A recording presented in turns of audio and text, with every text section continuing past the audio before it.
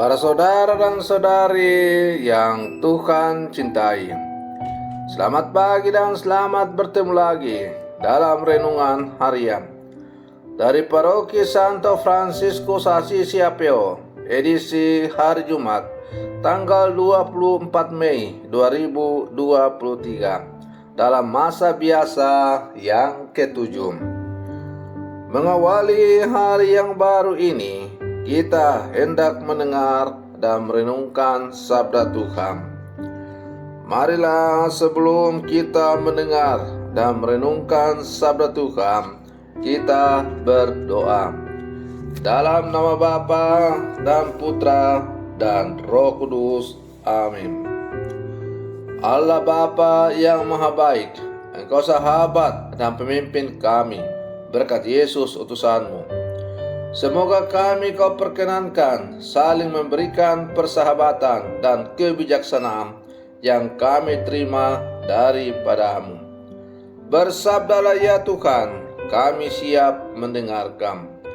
Terpujilah Engkau Bapa, Putra dan Roh Kudus, kini dan sepanjang segala masa. Amin. Para saudara dan saudari yang Tuhan cintai, sabda Tuhan yang hendak kita dengar dan kita renungkan untuk mengawali hari yang baru ini diambil dari Injil Markus pasal 10 ayat 1 sampai 12. Tuhan bersamamu. Inilah Injil suci menurut Markus. Pada suatu hari, Yesus berangkat ke daerah Yudea dan ke daerah seberang sungai Yordan. Di situ orang banyak datang mengerumuni Dia, dan seperti biasa Yesus mengajar mereka. Maka datanglah orang-orang Farisi hendak mencoba Yesus. Mereka bertanya, "Bolehkah seorang suami menceraikan istrinya?" Tetapi Yesus menjawab kepada mereka, "Apa perintah Musa kepadamu?" Mereka menjawab, "Musa memberi izin untuk menceraikannya dengan membuat surat cerai." Lalu Yesus berkata kepada mereka, "Karena ketegaran hatimulah Musa menulis perintah untukmu. Sebab pada awal dunia Allah menjadikan mereka pria dan wanita. Karena itu pria meninggalkan ibu bapanya dan bersatu dengan istrinya. Keduanya lalu menjadi satu daging. Mereka bukan lagi dua, melainkan satu. Karena itu, apa yang dipersatukan Allah, janganlah diceraikan manusia." Setelah mereka tiba di rumah, para murid bertanya pula tentang hal itu kepada Yesus. Lalu Yesus berkata kepada mereka, "Barang siapa menceraikan istrinya lalu kawin dengan wanita lain, ia hidup dalam perzinaan terhadap istrinya itu. Dan jika istrinya menceraikan suaminya lalu kawin dengan pria lain, ia berbuat zina." Demikianlah sabda Tuhan.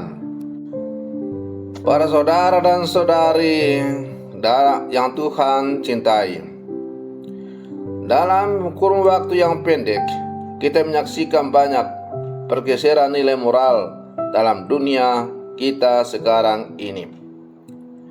Di negara kita misalnya, perkawinan homoseksual atau aborsi tidak diakui. Tetapi kita tidak tahu sampai kapan kita mampu melawannya. Dalam gereja semakin terang-terangan ada yang menginginkan perceraian atau pemakaian alat kontrasepsi diizinkan dengan berbagai alasan. Tidak sedikit negara yang sudah melegalkan hal-hal yang masih tabu di negara kita. Namun sepertinya hal-hal tersebut perlahan-lahan menjadi normal dan dilegalkan juga di negara kita. Kemudian dalam gereja, negara melegalkan hal seperti itu karena ketegaran hati kita. Para saudara dan saudari yang Tuhan cintai, manusia yang tegar hati dan tidak mau tunduk kepada kehendak Allah ternyata sudah ada atau terjadi sejak zaman dulu, sejak zaman Yesus.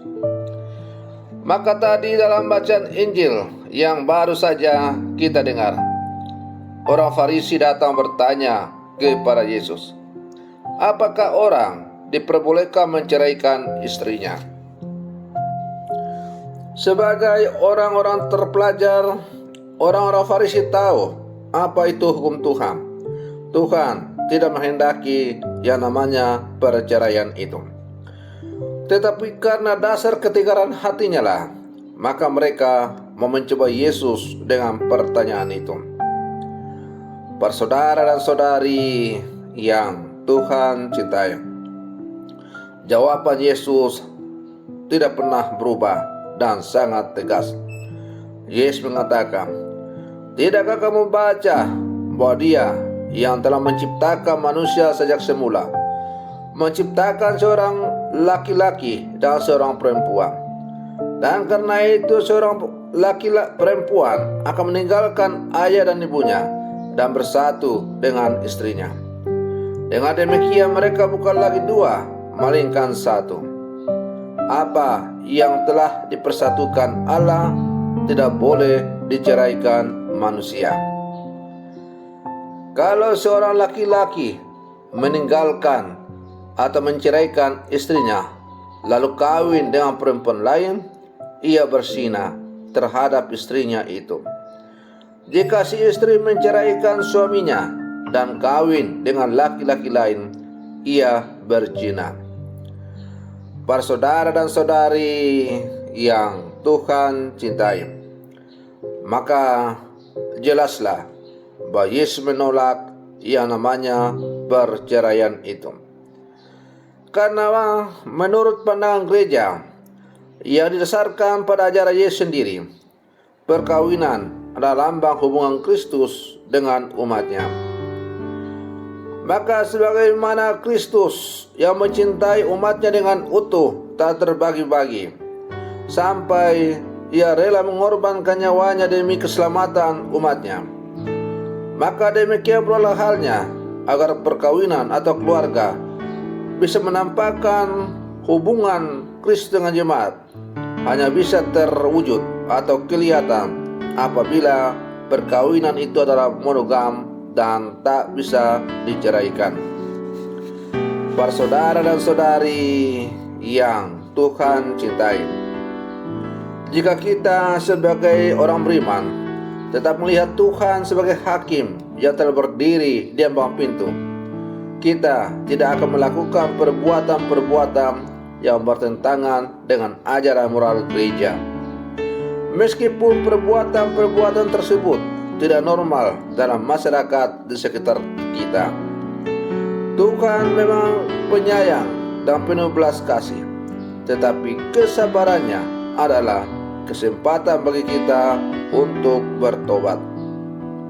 Marilah para saudara dan saudari yang Tuhan cintai, kita hidupi iman kita dengan menjadi garam dan terang bagi masyarakat kita, sehingga kemuliaan Tuhan semakin menyata. Marilah kita menghidupi rahmat sakramen perkawinan yang telah Tuhan berikan kepada setiap keluarga-keluarga, agar setiap keluarga sebagai menampakkan keluarga kudus Nazaret. Semoga permenungan saya untuk mengawali hari yang baru ini semakin menghantar kita menjadi murid-murid Yesus yang sejati di zaman sekarang. Selamat pagi, Tuhan Yesus memberkati.